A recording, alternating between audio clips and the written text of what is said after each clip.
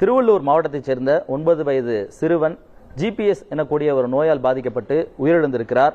இந்த ஜிபிஎஸ் நோய் எப்படி தாக்குதல் ஏற்படுகிறது, இந்த நோயின் அறிகுறிகள் என்ன என்பது குறித்து ராஜீவ்காந்தி மருத்துவமனையின் டீன் தேரணிராஜன் சார் நம்மோடு இருக்காரு. சார் வணக்கம் சார். சார் முதல்ல இந்த ஜிபிஎஸ் நோய்னா என்ன சார்? இது புது வார்த்தையா இருக்கு, புது நோயா? அது எப்பயிலிருந்து இருக்கு? அதாவது ஜிபிஎஸ்ங்கிறது என்னன்னா குலியன் பாரி சிண்ட்ரோம் அப்படிங்கிறது தான் அதனுடைய முழு இது எக்ஸ்பேன்ஷன். 1916 வந்து கிலியன் என்பவர் ஒரு பிசிஷியன், அவரும் பேரி அப்படிங்கிற கிலியன் அண்ட் பேரி இருவரும் சேர்ந்து இந்த நோயை கண்டறிந்திருக்கிறார்கள் 1916. இது என்னன்னு கேட்டீங்கன்னா, அதாவது உடலில் நமக்கு ஒரு எதிர்ப்பாற்றல் உருவாச்சுன்னா யூஸ்வலாக இந்த ஒரு வைரஸ் பாதித்தாலோ அல்லது பாக்டீரியா பாதித்தாலோ அதை எதிர்க்கிறதுக்காக பயன்படுது. சில நேரங்களில் இந்த அந்த ஆன்டிபயாட்டிக்ஸை உடலில் இருக்க திசுக்களை பாதிக்கிறது. இது ஆனால் நரம்புகளை பாதிக்கிறது. அதனால் இது என்னென்ன ஆட்டோஇம்யூன் டிசார்டர்னு சொல்லுவோம். இது ஏன் இந்த ஆட்டோஇம்யூன் சிஸ்டம் இப்படி பாதிக்குது அப்படின்னு கேட்டிங்கன்னா, ஒரு ட்ரிகரிங் ஃபேக்டர்னால இது வருதுங்கிறது கண்டுபிடிச்சிருக்காங்க. குறிப்பாக போஸ்ட் டயரியல் வயிற்றுப்போக்கு. அந்த வயிற்றுப்போக்கு எதனாலன்னா கேம்ப்ளோஃபேக்டர் ஜிஜினே என்று சொல்லக்கூடிய ஒரு கிருமியின் காரணமாக அந்த பாதிப்பு ஏற்பட்ட பிறகு உருவாகின்ற ஆன்டிபாடிஸ் பெரிஃபரல் நர்வஸ் சிஸ்டம், அதாவது இப்போ நம்ம ஸ்பைனல் கார்டிலேருந்து வரக்கூடிய நரம்புகள் பெரிஃபரல் நர்வஸ் சிஸ்டம், அந்த நரம்பு மண்டலங்களை அது பாதிப்பதாகும். அந்த மைலின் என்று சொல்லக்கூடியது, நரம்புக்கு மேலே ஒரு கவரிங் ஷீட் மைலின், அந்த மைலினை போய் இது திசு அழிக்கிறதுனால என்ன ஆகும்னு கேட்டிங்கன்னா, நரம்பு அந்த நரம்பினுடைய கவர் உங்களுக்கு பிரேக்கே வர்றதுனால இந்த நரம்பு மண்டலங்கள் பெரிஃபரல் நர்வஸ் சிஸ்டம் பாதிக்கப்படுகிறது. ஸோ இப்போ யூஸ்வலாக இந்த மாதிரி ஒரு வயிற்றுப்போக்கு வருது. அது மட்டுமே இல்லை, அது ஆனால் மெஜாரிட்டி இந்த மாதிரி போஸ்ட் டயரியல் அதுக்கு பிறகு வருதுன்றதை கண்டுபிடிச்சிருக்காங்க. சில பேருக்கு ரெஸ்பிரேட்டரி இன்ஃபெக்ஷனுக்கு பிறகு இந்த மாதிரி வர்றதாக கண்டுபிடிச்சிருக்காங்க. ரெஸ்பிரேட்டரி இன்ஃபெக்ஷன்னா சாதாரண பார்த்தீங்கன்னா இன்ஃப்ளூயன்ஸா, அதே மாதிரி மைக்கோபிளாஸ்மா நிமோனியா என்று சொல்லக்கூடிய கிருமி, எப்ஸ்டீன் பார் வைரஸ், சைட்டோமெகலோ வைரஸ், இந்த மாதிரி வைரல் இன்ஃபெக்ஷன் ஒருவருக்கு ஏற்பட்டு அதற்கு பிறகு ஆன்டிபாடிஸ் உருவாகி யூஸ்வலாக ஜிஎம்என் என்று சொல்லக்கூடிய ஆன்டிபாடிஸ், அது கேங்லியோசைடு ஆன்டிபாடிஸ், அந்த ஆன்டிபாடிஸ் தான் போய் நரம்பு மண்டலங்களில் உள்ள அந்த கவரை பாதிக்குது. பாதிச்சு அதுக்கு பிறகு அதனால என்ன ஆகுதுன்னா இந்த டீமைலினேஷன் ஆகுது. அதுக்கு இன்னொரு பேர் என்னன்னு கேட்டிங்கன்னா acute inflammatory demyelinating polyradiculoneuropathy. Acute inflammation, அப்புறம் இன்ஃப்ளமேட்டரி இல்லாமல் டீமைலினேஷன், அது அழிவு ஏற்படுகிறது. அதன் மூலமாக பாலிரேடியம் ஒரு பகுதி மட்டும் இல்லை, நரம்பு மண்டலங்கள் பாதிக்கப்படுகிறது. ஸோ அதுக்கு பேர் தான், இதுதான் காமனஸ்ட் 80%. ஏஷியன் கண்ட்ரீஸில் பார்த்துருக்காங்க. உலகம் முழுக்குமே இந்த நோய் பரவலாக இருக்கக்கூடிய ஒரு நோய் தான். இன்சிடென்ஸ் பார்த்தீங்கன்னா 1 லட்சத்துக்கு 1லேருந்து 2 கேஸ் வரும்.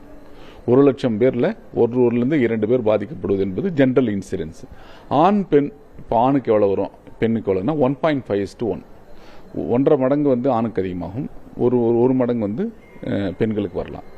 போஸ்ட் டெலிவரி, அதாவது டெலிவரி ஆன பிறகு அவர்களுக்கு அந்த இம்யூன் சிஸ்டம் கம்மியாக இருக்கும்போது அவர்களுக்கு ஏதாவது இந்த மாதிரி ஒரு இம்யூன் சிஸ்டத்தை ட்ரிகர் பண்ணுறது, இம்யூன் சிஸ்டத்தை தூண்டி விடக்கூடிய வகையில் ஏதாவது அமைஞ்சதுன்னா அந்த ஹோஸ்ட்டுக்கு இது வருது. ஸோ இதுதான் இதுக்கு ரீசன். இதில் பாதிக்கப்பட்டவர்களுடைய வயது வரம்புன்னு பார்த்தீங்கன்னா இன்ஃபான்சியிலிருந்து வயது மூத்தவர்கள் வரைக்கும் 60-70 வரைக்கும் வரலாமா. அதில் பீக் எங்கே இருக்குன்னு சொன்னால் யங் ஏஜ், யங் அடல்ட்ஸு, அதுக்கப்புறம் மிடில் அடலசன்ட் குரூப், 15 to 35 ஒரு குரூப்பு, அதுக்கு பிறகு 35 to 50 ஒரு குரூப்பு, அதுக்கப்புறம் ஓல்டர் ஏஜ் குரூப்பு. இந்த ஏஜ் குரூப்பில் இருக்கவங்க பாதிக்கப்படலாம். ஸோ இப்போ 2 வாரங்களுக்கு முன்பாக ஒருவருக்கு ஒரு வயிற்றுப்போக்கோ இல்லை ரெஸ்பிரேட்டரி இன்ஃபெக்ஷன் ஆகிட்டு திடீரென்று ஒரு நாள் காலையில் எந்திரிக்கும் போது கால் ரொம்ப வலியாக இருக்குது, காலில் ஒரு டிங்லிங் சென்சேஷன், ஏதோ ஒரு பூச்சி ஓடுற மாதிரி இருக்குது, ஒரு ஹெவியாக இருக்குது கால் அப்படின்னு தான் கம்ப்ளைண்ட் ஆரம்பிப்பாங்க. அப்படியே ஆரம்பிக்கும் போது அதே மாதிரி பேரஸ்தீசியா, அந்த ஒரு உணர்வற்ற தன்மை, அதாவது நமக்கு ஒரு சென்சேஷன், மறுத்து போகுதுன்னு சொல்லுவோம், தமிழில் சொல்கிறோம், மறுத்து போகுது, கால் ரொம்ப மறுத்த மாதிரி இருக்குது, ஒன்றுமே தெரியல, தூக்க முடியலன்னுவாங்க. அது பெரிஃபெரியிலேருந்து ஸ்டார்ட் ஆகுது. யூஸ்வலாக ஃபிங்கர்ஸில் இருக்கலாம், கால் பகுதியில் இருக்கலாம். அதுக்கு பிறகு ஆரம்பிக்கும் போது காலில் அப்படியே மேலே அசெண்டிங் பேரலைசிஸ். அசெண்டிங்னா என்னென்னா கீழேருந்து மேலே ஏறி போகிறது. ஸோ கால் 2 பக்கமும் வரும், சிமெட்ரிக்கலாக இருக்கும், ஒரே மாதிரி, ஒரு பக்கம் இன்னொரு பக்கம் இருக்காது, 2 பக்கமும் ஒரே மாதிரி ஏறுறது. அதுக்கப்புறம் அந்த பெயின் இருக்கிறது, அதுக்கப்புறம் ஒரு ஹெவினஸ் இருக்கிறது, அதுக்கப்புறம் ஒரு பெரஸ்தீசியானா அந்த இடம் ஃபுல்லாக மறுத்து போன மாதிரி ஒன்று கால லெக்ஸுக்கு வந்த பிறகு ட்ரங்க்கு வர்றது, ட்ரங்க்ன்றது வயிற்று பகுதியில் ஏற்படுறது.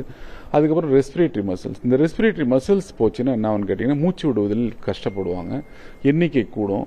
ஸோ மசில் வீக்னஸ்னால அவங்களால வந்து முழுமையாக மூச்சு இழுத்து மூச்சு விட முடியாது, ஆக்சிஜன் வந்து சரியான அளவு போகாது, கார்பன் டை ஆக்சைடு உடலில் தங்க ஆரம்பிச்சிடும். ஸோ அதனுடைய பிரச்சனைகள் ஏற்படலாம். அதற்கு பிறகு முகத்தை சுற்றியுள்ள பகுதிகளும் பாதிக்கப்படுறது, கண் பார்வை பாதிக்கப்படுறது. இது எதனால் பாதிக்குன்னா கிரேனியல் நர்வ்ஸ் உடம்புல வந்து 12 கிரேனியல் நர்வ்ஸ் இருக்குது. அதில் குறிப்பாக 3லிருந்து 7 வரையில் இருக்கிற கிரேனியல் நர்வ்ஸ் பாதிச்சதுன்னா கண் வந்து டிப்ளோபியா, இப்போ நம்ம லைட்டை பார்க்குறோன்னா ரெட்டாக தெரியும், விஷன் பாதிக்கப்படலாம். டோசிஸ், கண்ணு ரெண்டும் இறங்கிடும். நீங்கள் பார்த்தீங்கன்னா கூட இறங்கியிருக்கும், அவங்களால லிட்ஸை வந்து ஓப்பன் பண்ணி வைக்க முடியாது. அதுக்கு பிறகு பார்த்தீங்கன்னா அவங்களுக்கு வந்து வாய் வந்து கோணையிடும். 7th நர்வ் பால்சி, பெல்ஸ் பால்சின்னு சொல்லுவோம். கண்ணு கோணை இருக்கும், ஒரு கண்ணு மூடி இருக்கும், ஒரு கண்ணு திறந்திருக்கும். மசில் வீக் ஆகிடும், அவங்களால சோலோ பண்ண முடியாது, மென்று சாப்பிட முடியாது, சாப்பிடுகின்ற பொருள்கள் வந்து இங்கே தங்கிடும். ஸோ அதனால் அவங்க வந்து ஆஸ்பிரேட் பண்ணிப்பாங்க, கலகலன்னு ஒரு சத்தம் கொடுத்துக்கிட்டே இருக்கும். ஆஸ்பிரேட் ஆச்சுன்னா நிமோனியா ஃபார்ம் ஆகிடும்.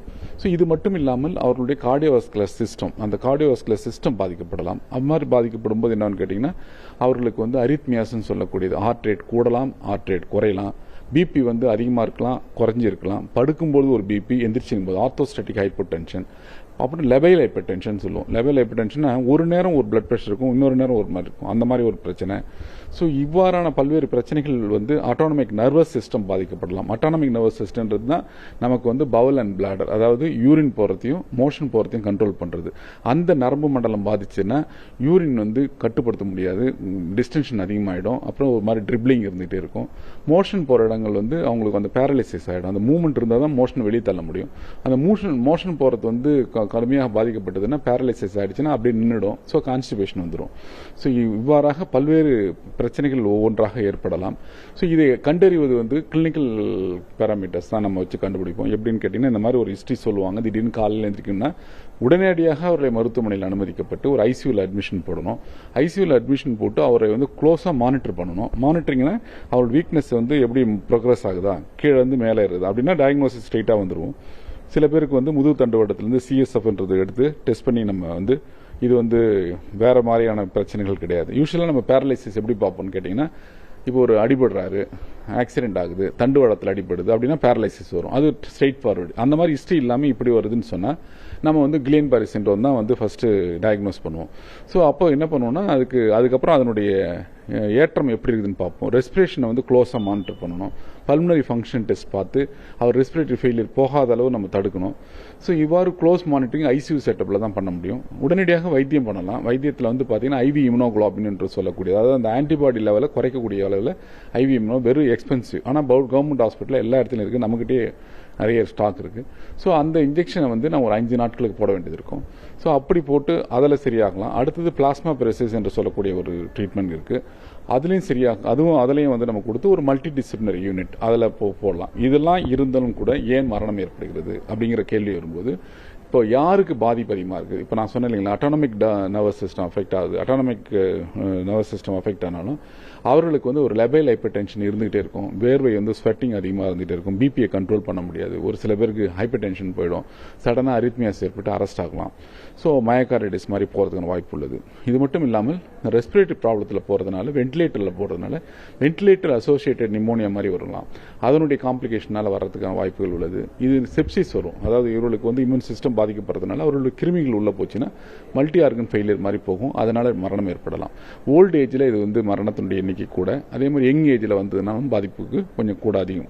ஸோ அதனால தான் வந்து இதை வந்து நம்ம க்ளோஸ் மானிட்டரிங்கில் வச்சு இதுக்கான முழு சிகிச்சையை ஒரு கூட்டு முயற்சியுடன், அதாவது மல்டி டிசிப்ளினரியோட நம்ம அப்ரோச் பண்ணோம்னா இவர்கள் நல்ல முறையில் வெளியே வந்து கொண்டு யாருக்கெல்லாம் ப்ரொக்னோஸ்டிக் யாரெல்லாம் அதிகமாக ஒரு 24 மணி நேரத்திலே ரொம்ப குயிக்காக அசெண்டிங் ஆகுது, கை கால் எல்லாமே வீக் ஆகி போச்சு அப்படின்னா அவருக்கு மரணங்கள் வருவதற்கான வாய்ப்புகள் அதிகம். ஸோ அதே மாதிரி வந்து வயது மூத்தவர்களாக இருந்தால் வருவதற்கான வாய்ப்புகள் கூட. அது இணை நோய்களுடன் ஏற்கனவே இருக்கிறார்கள், இப்போ ஒரு ஆஸ்மா இருக்கார், ஒரு சிஓபிடி பேஷண்டாக இருக்கார், ஒரு டயபெட்டிஸ் இருக்குது, அந்த மாதிரியானவர்களுக்கு வந்து இந்த நோய் பாதிக்க ஏற்பட்டால் இதனுடைய தாக்கம் என்பது சிவியராக இருக்கும், பிரெக்னன்சி முடிஞ்ச பிறகு வரவங்களுக்கு. ஸோ இந்த மாதிரியான குரூப்பில் வந்து நம்ம கொஞ்சம் ரொம்ப காஷியஸாகவும் அவர்களை வந்து கண்காணிப்பது என்பதை தீவிரப்படுத்தினாலும் வந்து இவர்களை வந்து முழுமையாக குணப்படுத்த குணப்படுத்த முடியும். டாக்டர், நீங்க சொன்ன மாதிரி 1,00,000 பேர்ல 2 பேருக்கு தான் அந்த மாதிரியான பிரச்சனைகள் உருவாகும், அந்த ஜிபிஎஸ் என்ற வியாதியா மாறுறதுக்கு வாய்ப்பு இருக்குன்னு சொல்றீங்க. இது நம்ம உடம்புக்குள்ளேயே உருவாகக்கூடிய ஒரு நோயா நம்ம கருத முடியுமா? இதை நம்ம வெளியில இருந்து ஒரு வைரஸ் வருது இல்ல ஒரு பாக்டீரியா வருதுன்னா நம்ம அதை தடுக்கிறதுக்கு வேற ஏதாவது நம்ம ஒரு வேக்சினோ இல்ல முன்கூட்டியே நம்ம பண்ண முடியும். நம்ம உடம்புக்குள்ளே உருவாகுறதுனால இதை தடுக்கிறதுக்கு என்ன வழி? அது நம்ம உடம்புக்குள்ளே வரல. ஆக்சுவலாக நம்ம உடம்புல இருக்கக்கூடிய இம்யூன் சிஸ்டத்தை வெளியில் இருக்கிற கிருமியின் மூலமாக தூண்டப்படுகிறது. அதுதான் நான் சொன்னேன், போஸ்ட் டயரியல் போஸ்ட் ரெஸ்பிரேட்டரி. அதாவது நம்ம இம்யூன் சிஸ்டத்தை வெளியில் இருக்கிற கிருமியின் மூலமாக ஒரு ஆன்டிபாடி உருவாகி அந்த உருவாகின ஆன்டிபாடி நரம்பு மண்டலத்தை பாதிக்கிறது. புரியுதுங்களா? நமக்கு எல்லாருக்கும் வரணுன்றது கிடையாது.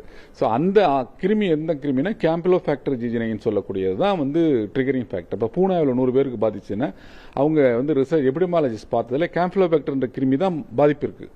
ஸோ அந்த கிருமி தான் வந்து தாக்கத்தின் காரணமாகத்தான் வருதே தவிர எல்லாருக்கும் வராது. இது வைரஸால பரவக்கூடியதா இல்ல பாக்டீரியாவா? என்ன இதை நம்ம பிரிகாஷனரா என்ன பண்ணணும் நம்ம தடுக்கிறதுக்கு? அதாவது இதுல வந்து கிருமிகள், இது நான் காசிட்டிவ் ஆர்கானிசம் பல சொல்லியிருக்கேன். அதாவது வைரஸும் காரணம். வைரஸ்ல வந்து influenza A B, Epstein Barr virus, cytomegalo virus, இந்த மாதிரியான கிருமிகள் பாதிக்கிறது.